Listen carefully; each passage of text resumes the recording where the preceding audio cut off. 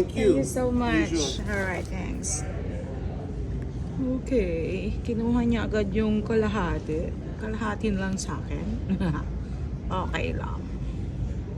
May manok naman ako. Okay, mga anak. Kain tayo. Kain tayo ng pizza. Dito ulit ako sa Palace Station.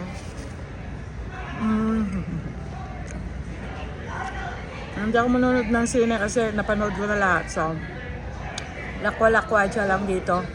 Killing my time. Diba? Ganun lang yun. Okay. Hindi baling kinuha niya yung kalahati ng pizza ko. At least may chicken pa naman ako. Oh, diva, laki. Chicken breast pa yan. Ha? Fried.